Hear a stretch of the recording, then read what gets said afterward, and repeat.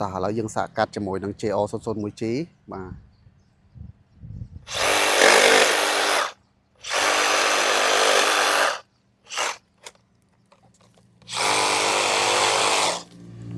តែកាន់ទៀត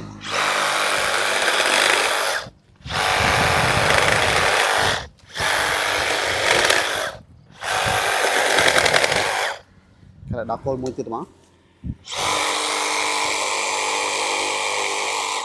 អូ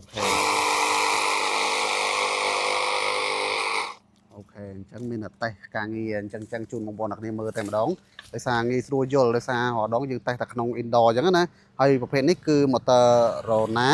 លេខកូដ JO001G ប្រភេទនេះប្រើថ្ម40 V បងប្អូនអ្នកគ្នាហើយមានតពួសម្រាប់តពួឧទាហរណ៍មើលឧទាហរណ៍តពួកន្លែងមួយមើលបាទអញ្ចឹងឧទាហរណ៍យើងធ្វើការងារយើងត្រូវការតពួអញ្ចឹងណាបាទគឺបែបហ្នឹងបងប្អូនអ្នកគ្នាហើយកន្លែងនេះគឺយើងសារ៉េដោះដូរផ្លែហើយកន្លែងគឺជើងទប់របស់វាបងប្អូនអ្នកគ្នាណាជើងទប់យើងអាចបលូបានទៀតអូខេ